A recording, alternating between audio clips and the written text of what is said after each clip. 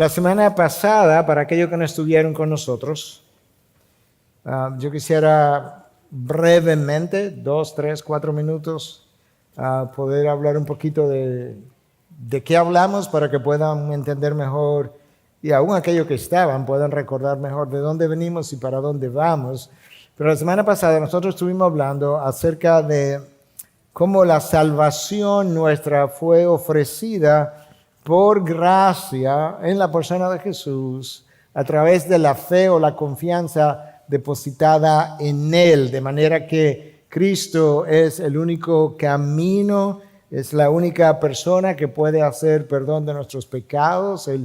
La calidad de juez del universo le ha sido dada por el Padre, pero Él ha hecho eso, está haciendo eso después de haber derramado su sangre en un madero. Y hablamos, y ya estaba orando en esa misma dirección, de cómo después de la caída de Adán y Eva, el hombre había adquirido una deuda moral impagable con Dios, y que como nosotros estamos en bancarrota moral debido a la corrupción del pecado, no teníamos forma alguna de poder pagar por esa deuda, y que por consiguiente o Dios enviaba a toda la humanidad al infierno o se pagaba él mismo la deuda, lo cual el Hijo accedió a hacer y vino, se encarnó, cumplió la ley, murió sin pecado y se ofreció con toda la crueldad que la cruz representó y que yo merecía.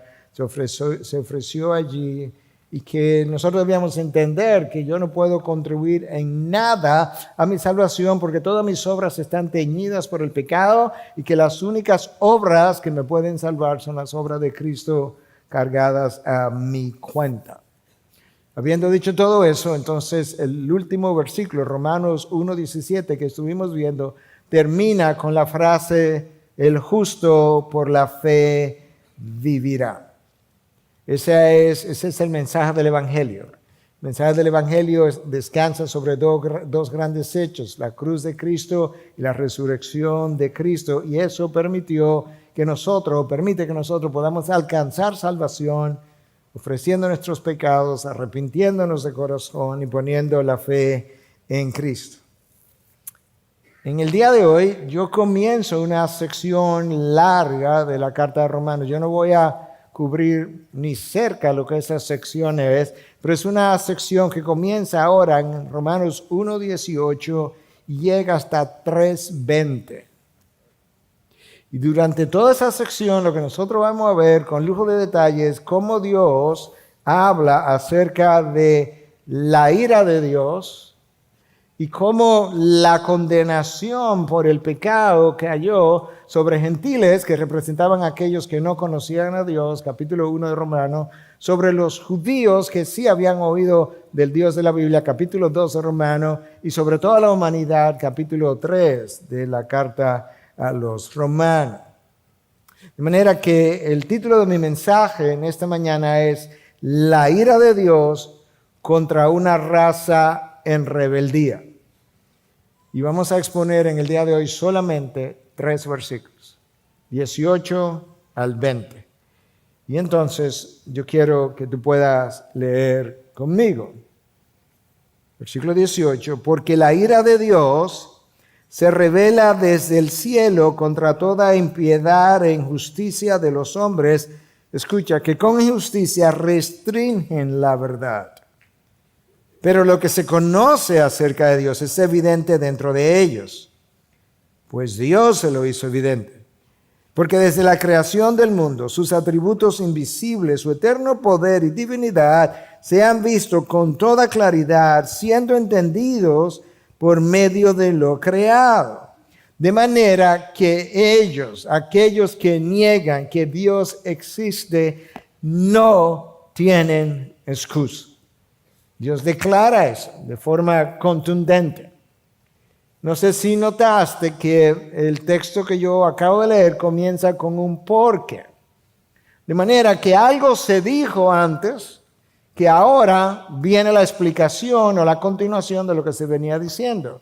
Inmediatamente antes, esto es lo que Pablo había escrito: el justo por la fe vivirá, porque la ira de Dios se revela desde el cielo contra toda impiedad e injusticia de los hombres que restringen con injusticia la verdad. En otras palabras, si no has entendido que la única manera de salvación es a través de la fe depositada en Cristo, a través de su sacrificio, lo único que te espera, lo único que queda es enfrentarte a la ira de Dios que se revela en contra de los hombres precisamente porque niegan lo que Él ha revelado. Si no recibo la salvación en Cristo, solo me queda la ira de Dios.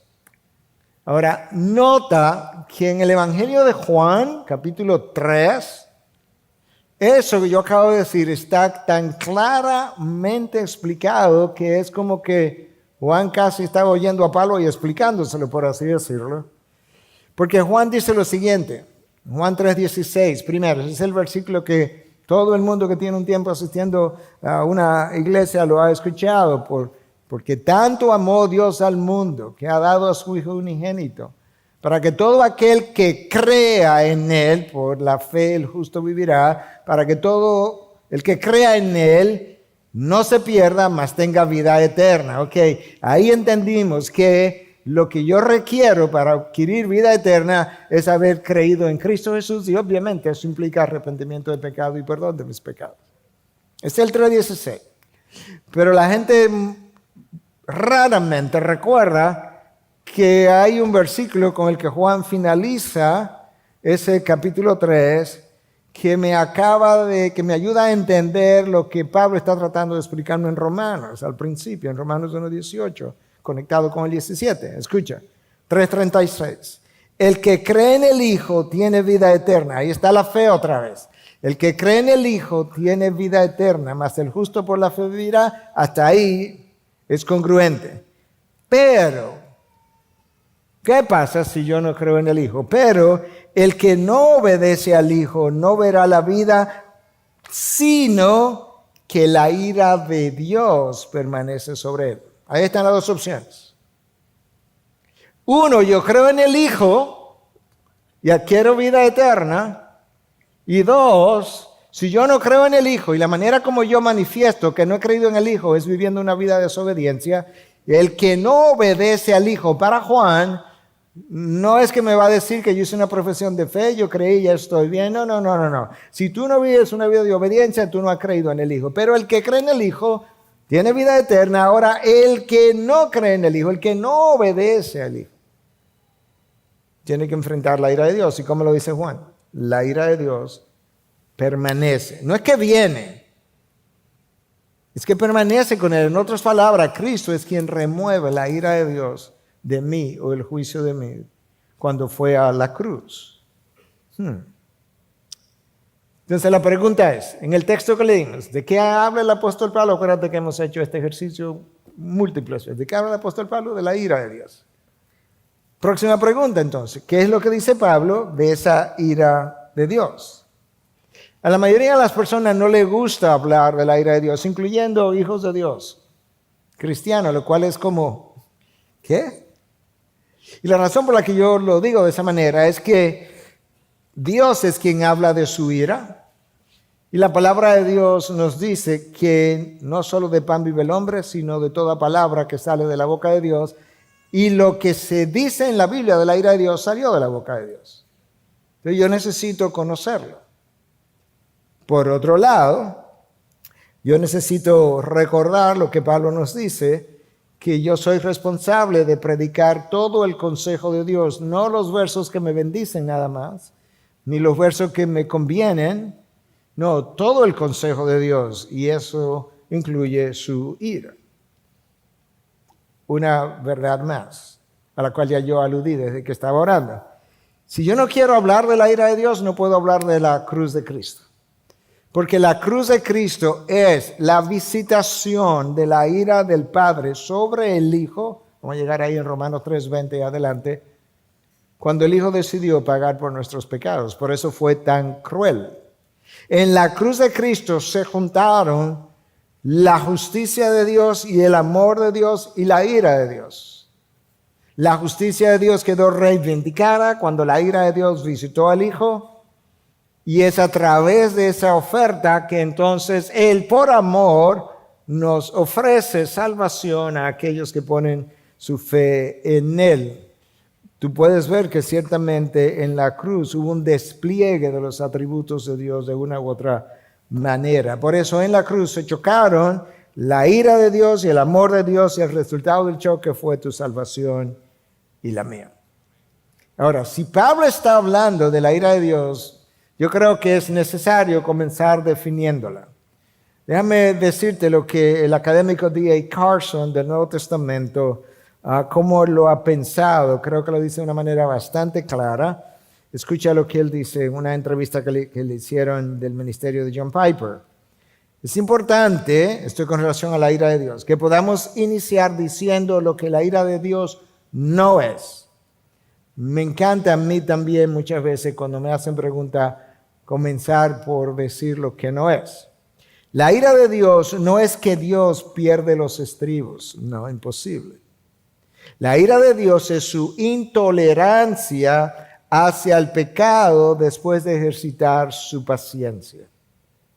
La ira de Dios es la reacción decidida, Dios decide. No es que Dios no me pude aguantar y exploté, no, es la reacción decidida, voluntaria, elegida y visceral. No sé cuántos de ustedes están familiarizados con esa palabra. Visceral viene de vísceras, y las vísceras son tus órganos, de manera que es esta reacción interna de Dios, hacia algo, ¿verdad?, que Él repele. Y esta reacción, dice Carson, es decidida, voluntaria, elegida y visceral de un Dios santo hacia todo lo que lo deshonra, hacia todo lo que se rebela contra Él y lo cuestiona, y que resulta en juicio, condenación y muerte. Por tanto, está relacionado un entendimiento correcto de la perfecta santidad de Dios. Carson sigue hablando, pero antes de...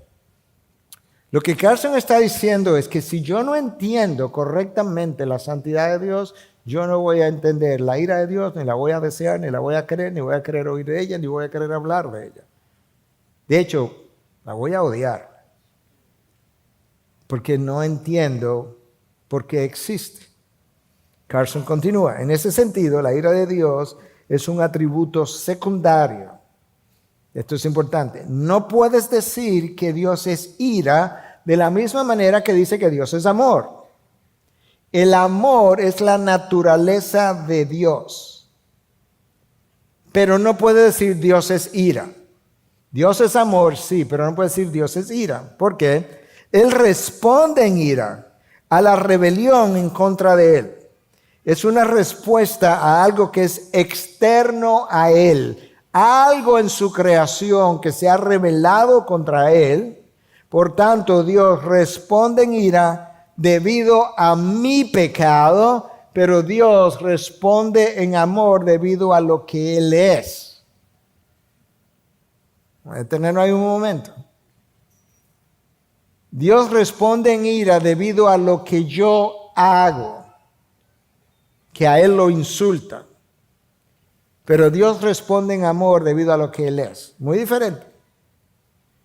Yo agregaría entonces a lo que Carson dice, que la ira de Dios no es caprichosa, no es irracional, no es impulsiva, no es prejuiciada, ni es explosiva.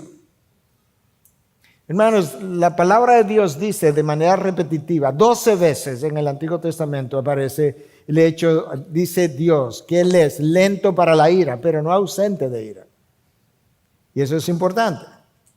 Dios es lento, Dios tiene paciencia, pero Dios no está dispuesto a ejercitar su paciencia indefinidamente para que el hombre haga y deshaga sin que Él actúe.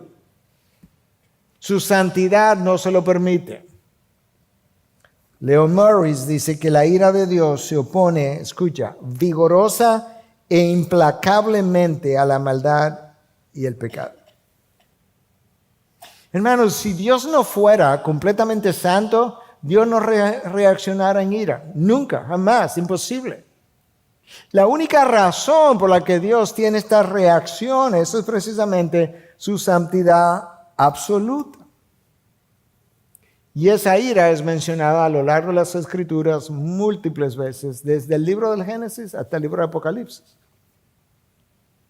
En la Septuaginta, que es la traducción al griego de toda la Biblia, la palabra ira aparece 298 veces y de esas 223 veces se refiere a la ira de Dios.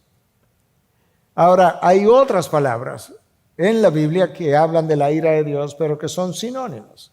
Hay acciones que representan la ira de Dios y si sumamos todo eso, hay más de 600 referencias a la ira de Dios a lo largo de la palabra. La primera vez que nosotros escuchamos acerca de una expresión de la ira de Dios es temprano en la revelación bíblica, capítulo 3 del libro del Génesis. Capítulo 1, 2, boom, 3. Y ahí te encuentras a Dios expulsando a las dos personas que Él mismo creó, a Adán y Eva, de su presencia e inmediatamente prohibiéndole que regresaran a Él con un querubín que guardara la entrada. Tú sigues un poco más adelante, llega al libro de Deuteronomio, también temprano en la revelación bíblica, y Moisés, advirtiéndole al pueblo, le dice en Deuteronomio 6:15, porque el Señor tu Dios que está en medio de ti es Dios celoso, escucha, no sea que se encienda la ira del Señor tu Dios contra ti y Él te borre de la superficie de la tierra. En 7:4 Moisés le dijo, porque ellos apartarán a tus hijos de seguirme para servir a otros dioses, entonces la ira del Señor se encenderá contra ti y Él pronto te destruirá. Y en 9:7 de Deuteronomio, Moisés le recuerda que ellos provocaron a Dios a la ira durante los 40 años que estuvieron en el desierto, comenzando desde el mismo día que salieron de Egipto. Tú puedes ver que esto es repetitivo a lo largo del camino. Ya te mencioné que en Génesis 3:24 aparece Dios expulsando a Adán y Eva.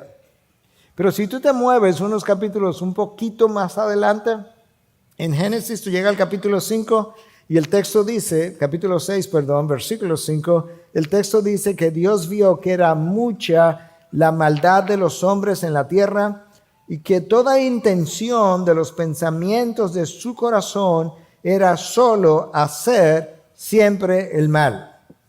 ¿Tú entendiste el nivel de corrupción moral a que había llegado la creación? Toda intención del pensamiento de los hombres, los corazones de los hombres, era solo hacer siempre el mal. Después de este tiempo vino el diluvio. Tú recordarás el nombre Matusalén. Matusalén vivió 969 años. El nombre Matusalén implica después de él vendrá. ¿Qué vendría? El diluvio. 1000 años Dios esperando en su paciencia que el pueblo, que la gente, que la humanidad actuara diferente y al final de esos 1000 años Dios decidió inundar la tierra entera y dejar 8 personas.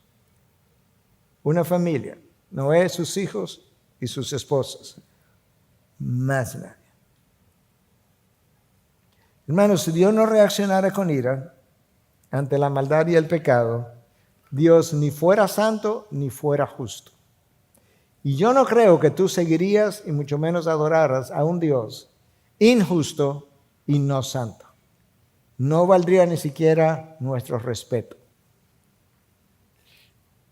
La ira de Dios, puesto en otras palabras, es su hostilidad santa contra el pecado. Tú puedes preguntar, bueno, ¿por qué es eso? Bueno, hay múltiples razones. Déjame darte una que tiene que ver contigo incluso y conmigo. Es que Dios conoce que el pecado es lo que nos tiene a nosotros en esta travesía, en este mundo caído, todavía pasando y pecando nosotros mismos. Es el pecado primero. El pecado ha destruido personas, ha destruido relaciones, ha destruido matrimonios, ha destruido familias, ha destruido iglesias, ha destruido ciudades, ha destruido naciones y ha destruido la creación entera. Claro que Dios va a odiar el pecado. Hay otras razones, vamos a llegar ahí en un momento, pero esa es la razón por la que Dios tiene una hostilidad santa contra el pecado. Ahora, si Pablo está hablando de la ira de Dios y tratamos ya de definirlo, la pregunta es, ¿qué dice Pablo de eso, de lo que él está hablando? Bueno, yo creo que la ira de Dios, lamentablemente nosotros a veces no la vemos, otras veces la vemos y no la reconocemos. Porque nosotros obviamente no estamos seguros de cuando cosas ocurren a nuestro alrededor, si representan simplemente consecuencias de vivir en un planeta caído o si representan acciones de parte de Dios disciplinarias y de castigo. Déjame decirte a qué me refiero. Cuando tú lees en el profeta Oseas, capítulo 4, el pueblo se había apartado de Dios. Dios había estado llamando al pueblo para que regresara. No había conocimiento de Dios en medio de ellos. Ellos se habían apartado de su ley. Y Dios dice, porque te apartaste de mi ley, yo me voy a olvidar de tus hijos. Cuando esos hijos comenzaron a sufrir las consecuencias, no creo que ellos estaban pensando que eso representaba parte de la ira de Dios. Más adelante, versículos más adelante, Dios dice, yo te envié hambrunas, pero no te volviste a mí. Esa era la ira de Dios. Te envié sequías, pero no te volviste a mí. Te envié plagas, pero no te volviste a mí. Te envié un viento abrasador, me imagino que eso eran tormentas o ciclones, pero no te volviste a mí. Hasta con guerras traté de devolverte a mí y no te devolviste a mí, no se volvieron a Él. Todas esas acciones, cuando ellos la vieron como acciones plenas, sencillas o plenamente naturales del mundo en el que estaban viviendo. Dios, como estaba recogiendo esa historia, dice, no eran simplemente acciones naturales, eran mi visitación de la ira y toda esta descomposición social en que nosotros nos encontramos con aumento de los índices de suicidio, de drogadicción, de prostitución, de violación, de homicidios. Todo eso representa, lo vamos a ver en el próximo sermón en adelante por varios sermones, representa nada más y nada menos que una sociedad a la que Dios le soltó los frenos y le dijo, haz lo que quieras. Eres libre de hacer lo que quieras. Nos encontramos más adelante. En el Nuevo Testamento, nosotros nos encontramos otra vez, el mismo concepto. Cristo entra al templo y limpia el templo 2 veces, voltea las mesas, echa fuera a los cambistas. ¿Por qué? Porque la ira de Dios, Él fue provocado a celo, dado lo que ellos habían hecho del templo de Dios, de la casa de oración. Y después de la cruz, tenemos múltiples referencias, pero no los voy a cansar. Pero escucha lo que Pablo nos dice a gente como nosotros, le escribe a los colosenses. Y le llama hermanos, o sea que le está escribiendo a cristianos.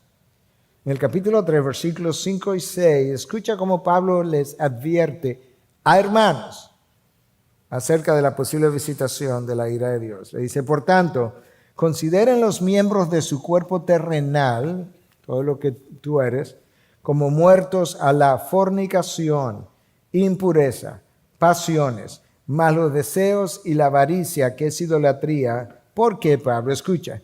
Pues la ira de Dios vendrá sobre los hijos de desobediencia por causa de estas cosas. Un momento, Pablo. Espera. ¿A quién que tú le estás escribiendo? A hermanos. La ira de Dios va a venir ¿por cuáles cosas? Fornicación, impureza, pasiones, los malos deseos y avaricia. Como bien dice Carson ahí, yo tengo que considerar, cuando hablo de la ira de Dios, tiempos verbales. Hay una ira de Dios que es venidera y que tiene que ver con tiempo futuro, que tiene que ver con el infierno. Puede ser que yo no termine ahí como hijo de Dios. Eso no quita una visitación a mi vida de disciplinas severas equivalentes a la hostilidad que Dios tiene contra el pecado en el que yo pudiera estar incurriendo.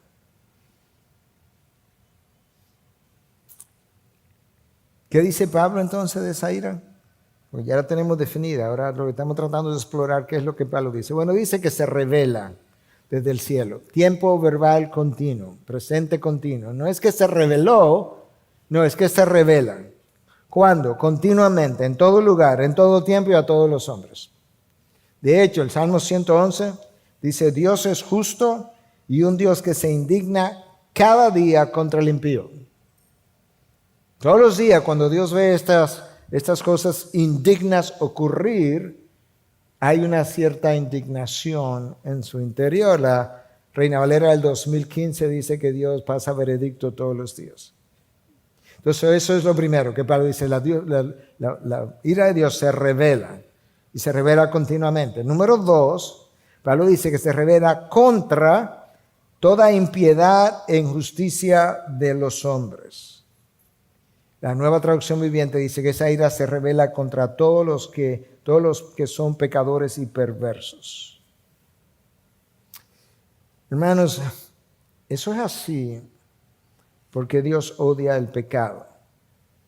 Ahora, la pregunta es, ¿por qué Dios odia el pecado? Bueno, yo te mencioné todo lo destructivo que es, pero hay algo que es anterior a eso, que es más serio que eso. Y es que el pecado representa un agravio a la persona y al carácter de Dios de manera directa. Si tuviera como la palabra que quisiera usar, es que el pecado es una galleta al carácter de Dios. ¿Cómo así, pastor? Bueno, me alegro que preguntaras. John Piper lo explica de esta manera. Yo una vez te hablé de esto, pero es bueno recordar las cosas. El pecado es la gloria de Dios no honrada. Me importa la gloria de Dios cuando pecamos, eso es lo que estamos diciendo. La santidad de Dios no reverenciada. La grandeza de Dios no admirada. El poder de Dios no alabado. La verdad de Dios no buscada. No me interesa, no la busco.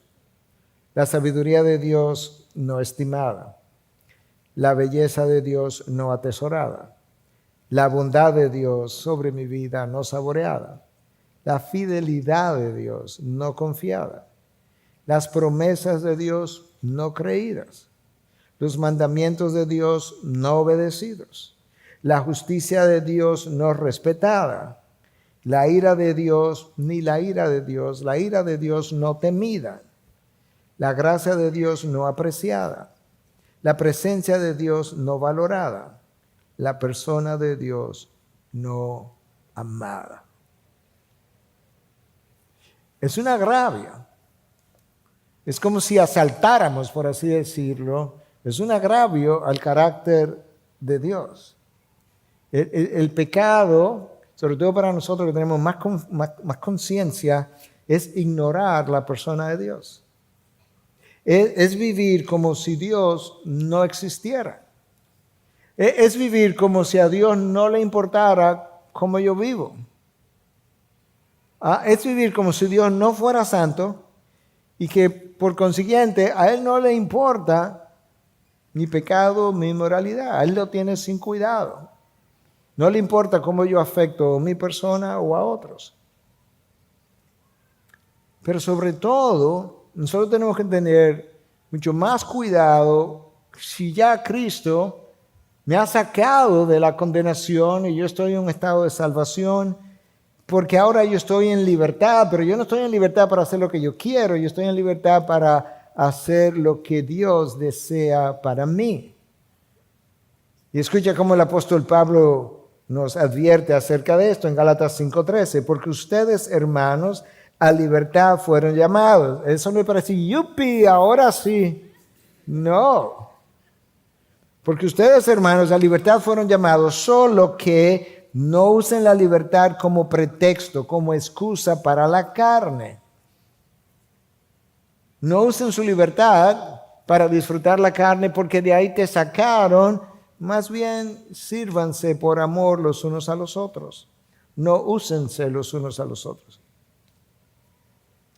De ahí en adelante, luego que yo entiendo esas cosas, yo puedo seguir pecando, pero no puedo alegar que yo no lo sabía. Ya Dios me advirtió.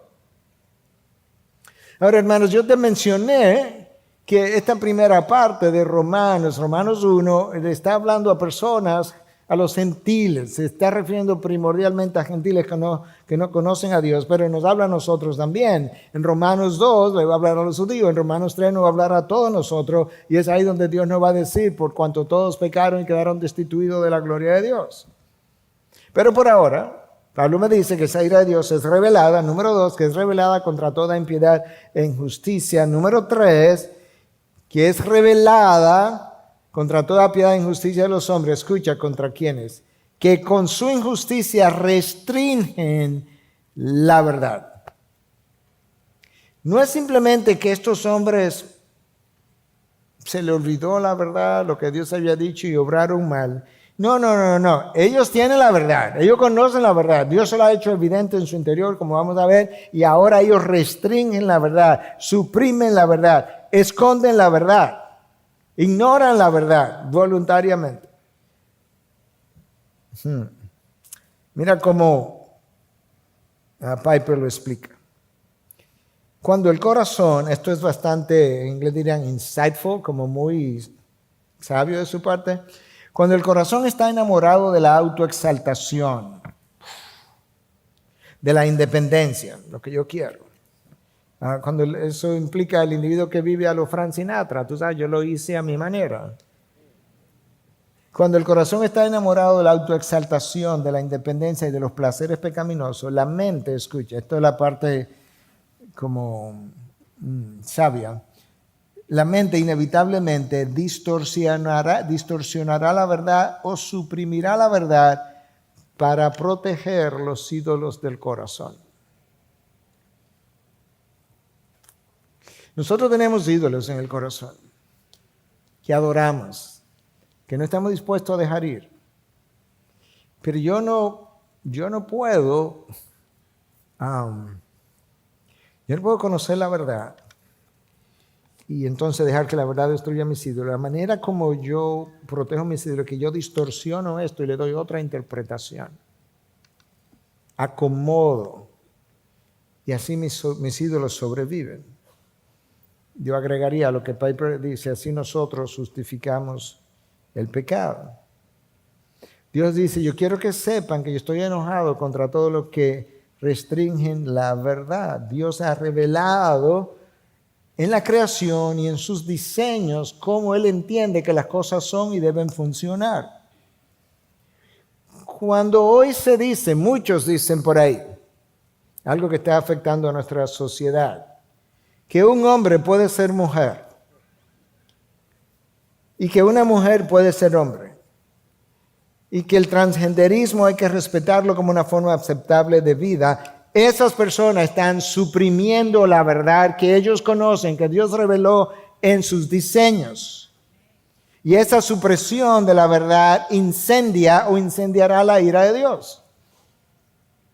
Dios diseñó al hombre como un individuo con una constitución cromosómica XY que da como resultado órganos masculinos, que da como resultado un cerebro con una estructura mental masculina y que igualmente tiene una pelvis estrecha porque él no va a dar a luz, porque él no puede dar a luz, no se puede embarazar.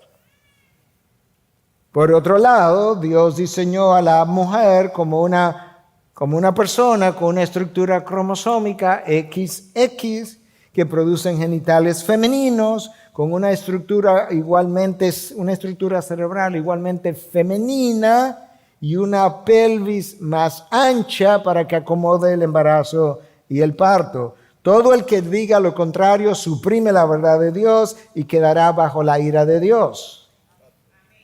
Aquellos que están a favor del aborto suprimen la verdad de Dios de que en la concepción ya hay una vida humana que merece respeto y dignidad.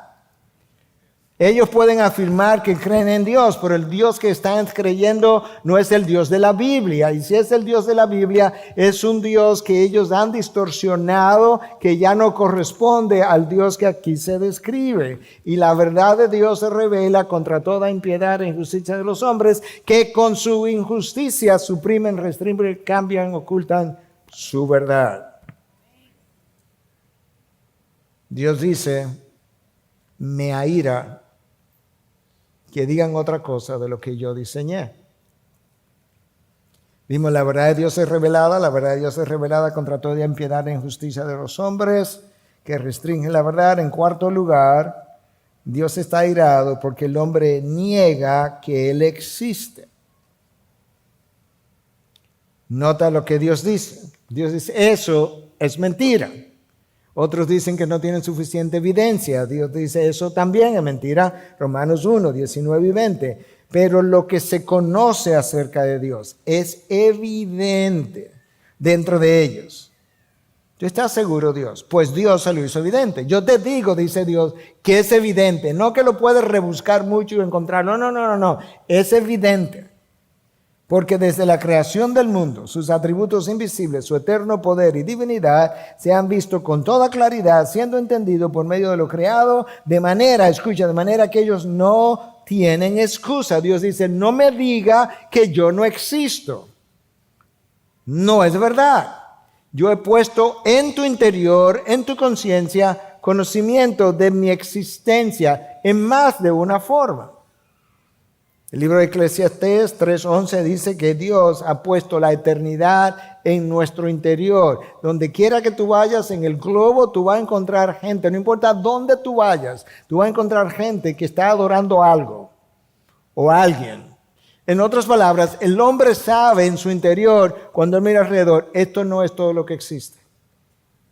Lamentablemente, no es que el hombre comenzó adorando animales y que entonces evolucionó y se hizo más sofisticado y terminó adorando al único Dios verdadero, el Dios inteligente que nosotros conocemos. No, es todo al revés. El hombre comenzó adorando al único Dios verdadero, sabio, omnipotente, omnisciente, soberano del universo, y se corrompió tanto que terminó adorando, como veremos más adelante, hasta animales, como en la India, que con todo su poder nuclear siguen adorando a la vaca, a quien ellos alimentan. Es una lástima que esa sea la degradación del hombre. Pero ¿sabe por qué el hombre prefiere esos ídolos? Los ídolos no me hacen rendir cuenta. Los ídolos no me juzgan. No, yo manipulo los ídolos. Y por eso el hombre prefiere ídolos todo el tiempo. Tú vas a encontrar gente que te dicen que no, que eso que Dios dice, o eso que nosotros decimos que Dios se reveló en el interior del hombre. ¿Por qué que nosotros decimos que Dios se reveló en el interior del hombre? Porque hay una ley moral en el interior del hombre, donde quiera que tú vayas, que dice algo que está bien y algo que no está bien. Aunque no nos pongamos de acuerdo en África y nosotros de qué está bien, qué no está bien, pero en cualquier sitio hay hombres y mujeres que dicen eso no está bien y eso sí está bien o está mal. No, pastor, no es verdad, yo soy relativista. Para mí no hay absoluto. No te preocupes, que es una enfermedad que la curamos de una vez si tú quieres. Al relativista lo único que tú necesitas es inmediatamente ir y le robas algo. Tú verás lo rápido que él te dice que no, que el robo está mal. Hay algo absoluto, ¿verdad? Yo pensaba que tú eras relativo. O tú puedes decirle, mira, a mí me gustaría adulterar con tu esposo o tu esposa. Y de repente, inmediatamente él sabe que hay algo que no está bien moralmente hablando. O que tú quieres quitarle su trabajo, quieres abusar de su hijo. De repente el relativismo se acabó. Porque me afecta a mí. Tú te das cuenta que el relativismo es conveniente para yo hacer lo que yo quisiera hacer. Hermanos, hay una ley moral, porque si no hay una ley moral, los desacuerdos morales que tenemos no tienen sentido. Las críticas a la moralidad son inválidas. O sea, tú no podrías decir ni siquiera que darse un viaje de droga todos los días está mal, porque si no hay ley moral, ¿quién lo dice? Sería innecesario. Yo te puedo hacer todas las promesas del mundo, pero yo no tengo que mantenerlas. Dice, ¿quién? Todos los votos del mundo. Nosotros no tendríamos que excusarnos si hago algo que te desfavorece. Cuando yo te choque, no te voy a decir, ay, excúsame, yo voy a seguir, porque nadie puede decir que eso estuvo mal. Es más, los gobiernos tendrán que legislar. Si no hay ley moral por encima de la ley del hombre, entonces las leyes del gobierno no se pueden seguir, porque ¿quién eres tú para decirme que eso está bien o está mal? Ahora, la existencia de una ley moral presupone la existencia de un dador de la ley, y ese es Dios. Por eso Dios dice en el versículo 19, lo que se conoce acerca de Dios es evidente dentro de ello, pues Dios se lo hizo evidente. De hecho, en Romanos 2, eso es exactamente lo que Dios le va a decir a los judíos. Oye, tú tienes una ley, que es la ley de Moisés. Cuando los gentiles hacen lo correcto sin tener la ley de Moisés, porque no conocen a ese Dios, ellos están dando testimonio de que tienen una ley que a veces los acusa y otras veces los defiende. Dios mismo va a alegar que hay una ley moral. Ahora, Dios también dice que de lo que Él se puede conocer, su divino poder y su eterno poder y divinidad, sus atributos, son claramente visibles. En otras palabras, tú sales afuera y tú puedes concluir que Dios existe.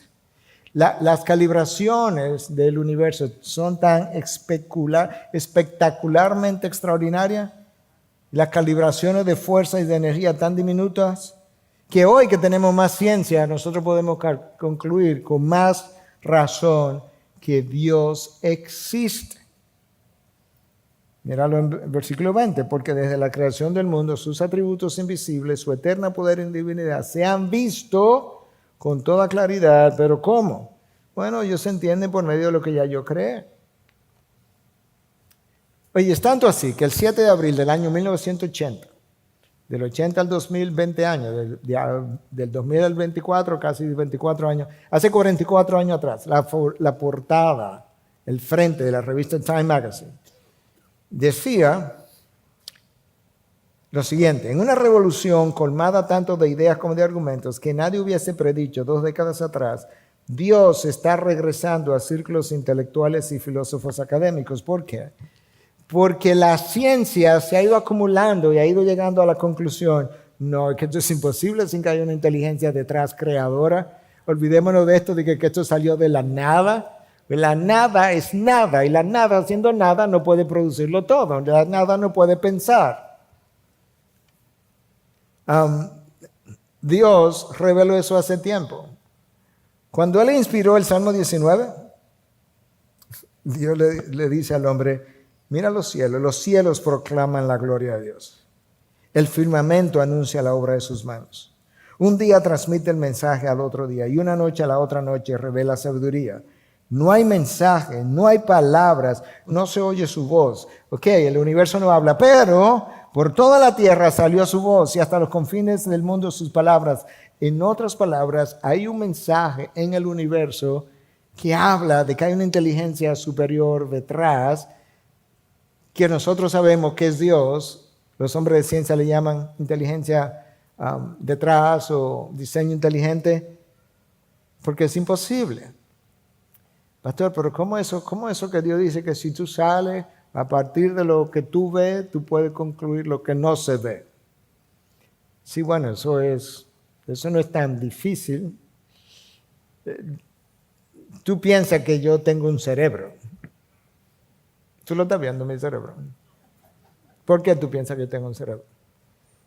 Porque estoy hablando, porque estoy recordando, porque estoy haciendo sentido. A partir de lo que se ve, tú puedes concluir lo que no se ve.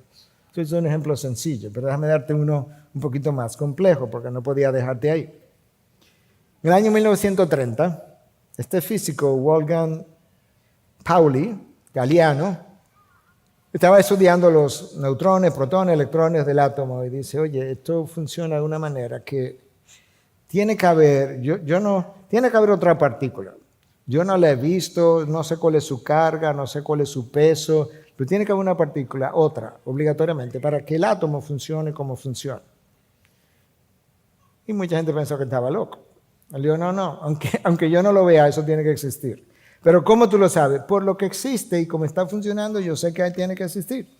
1956, 26 años después, Clyde Cowan y Frederick Rines demostraron la existencia de esa partícula y le llamaron neutrinos. Entonces, ¿cómo fue que este otro llegó a la conclusión de que estos neutrinos existían 26 años antes, sin verlo, ni saber su carga, ni nada? No, por lo que ya yo sabía que existía y cómo funcionaba. Dios dice, exactamente, si tú ves la creación, cómo funciona, tú no puedes decirme que el azar ha hecho eso. Y mucho menos hoy con la ciencia que nosotros tenemos. Si tú varías la fuerza gravitacional como los electrones y protones se mueven, si tú la varías una pequeñísima parte, ¿tú sabes qué pasaría con el universo entero? Se colapsaría. Estamos hablando de fuerza gravitacional adentro de átomos que no se ven, que son los que forman la molécula, y si tú la varías, somos historia. Dios te dice, eso lo hice yo. Y hay un diseño inteligente que habla de mí. Entonces, si Dios dice, no tienen excusa, porque es que el hombre se vive excusando para decir que no hay Dios, yo te voy a decir, a ese hombre no le conviene un Dios soberano, porque a él no le gusta que lo controlen. Y un Dios soberano lo controla todo. A él tampoco le conviene un Dios santo, porque entonces va a tener que rendirle cuenta. No me conviene. A él tampoco le conviene un Dios omnisciente. No, o sea, sus ojos sobre mí todo el tiempo. Prendo la televisión, te estoy viendo. Abro la computadora, te estoy viendo. Me acuesto en la cama, te estoy viendo. ¿De qué lado te acostaste? ¿De qué lado te levantaste? Hablo con alguien, te estoy oyendo. Es más, te puedo decir ahora a la 1 o a las 2 lo que tú vas a hacer dentro de 1 hora. ¿Quieres que te diga? A él no le conviene ese Dios. ¿A quién le conviene? Ahora, si ese Dios no existe, él puede vivir como él quiera. Esa es la mejor forma de tú vivir como tú quieres. Esa es la esencia del existencialismo. Dios no existe, haz lo que tú quieras. Ese hombre no quiere creer. Pero Dios dice, tú mientes. Por eso que Dios dice en el Salmo 53, y más de una vez dice, el que niega mi existencia es un necio. ¿Por qué es un necio? Porque él sabe que yo existo. Él puede negarme, pero él sabe que yo existo. Hermano, ¿tú sabes la cantidad de pacientes que nosotros hemos visto? Que cuando tú le preguntas, ¿tiene alguna otra enfermedad? No. ¿No sufre de ninguna otra cosa? No. No sufre de la presión alta. Bueno, a veces me la encuentran alta, pero yo no sufro de eso. Okay. ¿Usted sufre de diabetes? No. ¿No toma medicación? No. ¿El azúcar nunca? Bueno, si yo como mucho me sube, pero yo no sufro de diabetes. Tú estás negando lo que tú sabes porque el médico te ha dicho lo que tienes y de lo que sufres. Eso me dijo una endocrinóloga un día en Corazones Unidos. Me dijo aquí luchando con una paciente que la ha internado como 5 veces con hiperglicemia sumamente alta y ella sigue diciendo que ella no tiene diabetes. Otros dicen, no, yo lo que pasa, no es que yo no creo en Dios, es que yo soy un agnóstico, yo no tengo suficiente evidencia para saber que Dios existe. Dios dice, no, él es otro mentiroso. La información que ellos supuestamente le falta es la que ellos están suprimiendo. Es la verdad que ellos suprimen. Porque Dios dice, desde la creación del mundo, sus atributos invisibles, su eterno poder y divinidad se han visto con toda claridad, siendo entendido por medio de lo creado, de manera que ellos no tienen excusa. Y por eso la ira de Dios se revela desde el cielo contra toda impiedad e injusticia de los hombres que suprimen la verdad. El hombre no quiere saber la verdad, pero tampoco quiere oírla. No, pastor, eso no es verdad. En serio. No, yo no sé por qué Dios no le dice la cosa clara a la gente. Tú has leído los 10 mandamientos. Tú dime cuál parte de los 10 mandamientos que está confuso. No robarás. ¿Qué parte de no robarás tú no entiendes? No adorarás a dioses ajenos. Dímela, ¿cuál es la palabra, el adjetivo que está confuso? No, es más, déjame probar. Dijo, ok, como ustedes no lo tienen claro, le voy a mandar a mi hijo. Él es el camino, la verdad y la vida. Entonces oye lo que dice Cristo en Juan 8:40. Pero ahora me quieren matar a mí. ¿Por qué? Porque les he dicho la verdad. Ajá, no querían oír la verdad, se la estoy diciendo, vamos a matarlo. Él es la evidencia, míralo ahí, mátalo. Y Lázaro, cuando lo levantó, no es otra evidencia, mátalo también. El hombre no quiere la verdad porque no le conviene la verdad. Y la verdad no es cuestión de conveniencia, la verdad es cuestión de realidad. Y la verdad la representa a Dios, hermanos. Nosotros nunca viviremos mejor cuando podemos vivir conforme a la verdad. Hermanos, cuando el texto de la palabra dice que todos los hombres son mentirosos, no te creas que yo me estoy excluyendo. No, eso es una realidad. Ahora, ¿por qué esto así de serio? Escucha lo que dice Piper, con esto cierro. Y esto es importante también.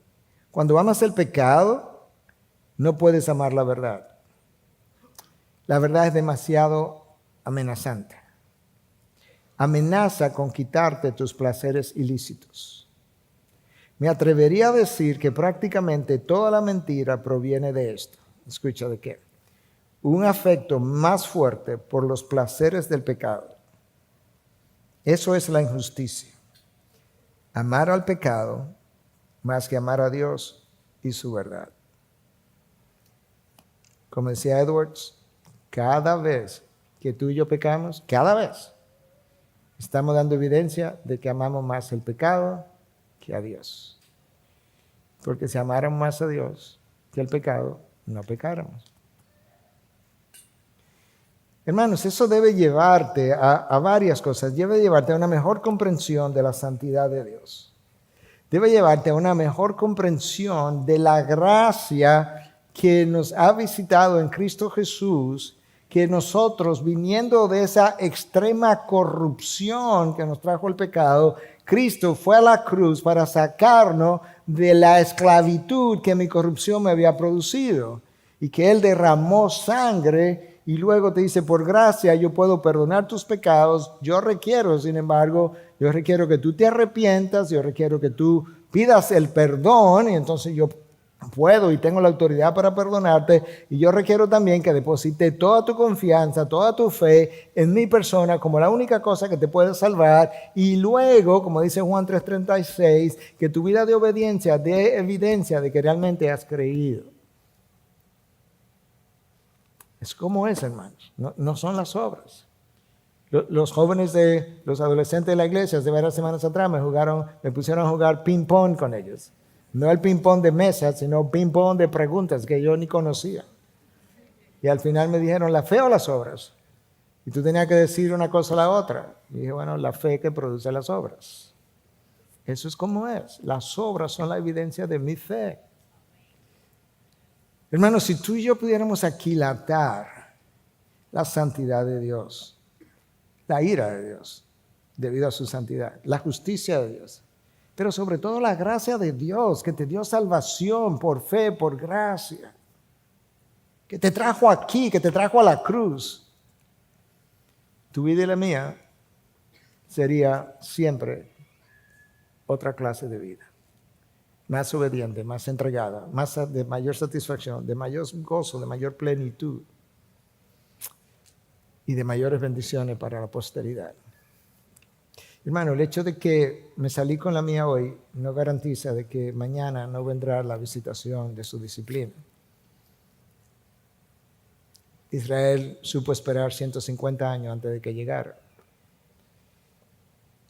Cuando Dios dice, visito la iniquidad de los padres hasta la tercera y cuarta generación, no implica que no ha llegado. Yo creo que todo eso nos hace más reflexivos, pero honestamente, mi intención es hacerte más apreciativo, más agradecido de la gracia de Dios en Cristo Jesús. Padre, gracias.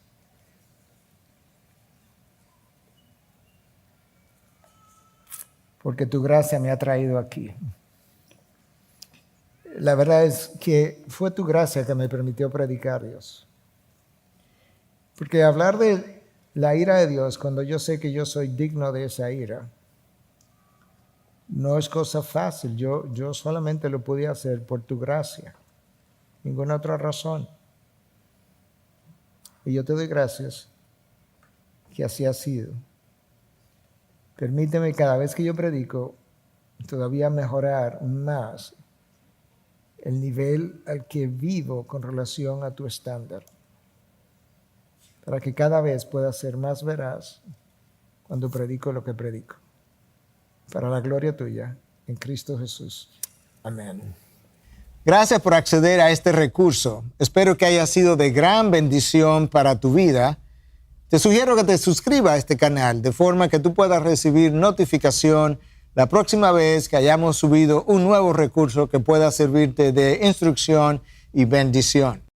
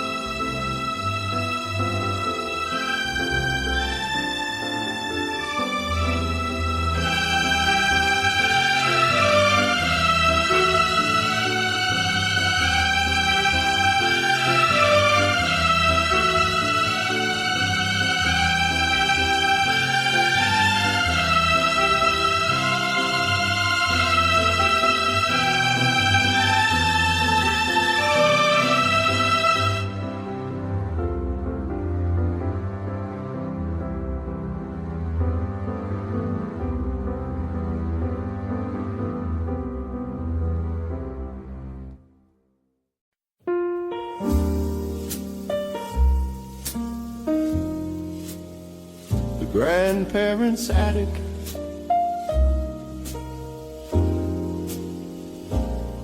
Up the creaking steps where the dust motes dance and float, a smell of cedar wood and forgotten winter coat. The air is thick with silence, time moves at a snail's pace. In this warm corner, holding history in its place.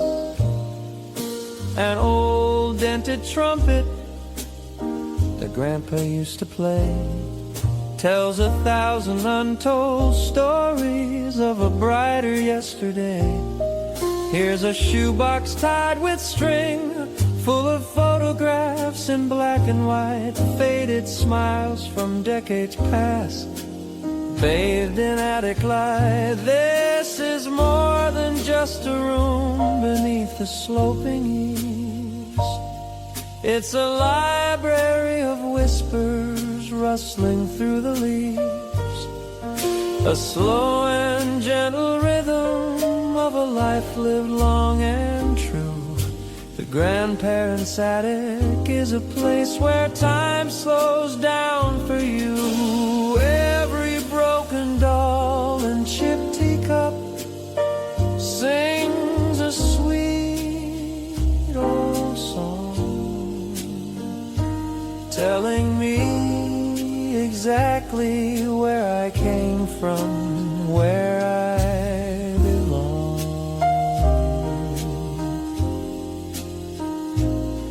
I found a handwritten letter from wartime, frayed and thin, the paper yellowed at the edges, the ink bleeds from within. A young man's promise that he would make it home again, a simple, honest hope against the crushing weight of pain. I put on an old vinyl, the needle starts to scratch. A distant melody plays, a moment I can catch.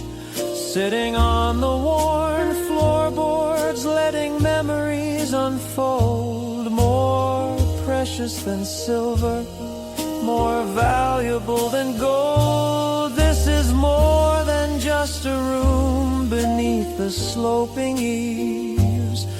It's a library of whispers rustling through the leaves, a slow and gentle rhythm of a life lived long and true.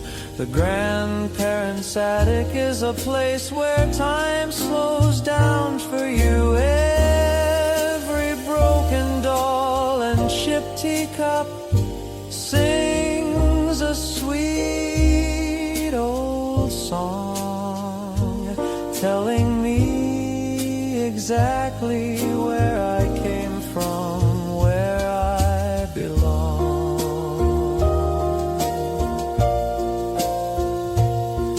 They say to look ahead, always run towards the new, but sometimes the deepest wisdom is in the things we knew.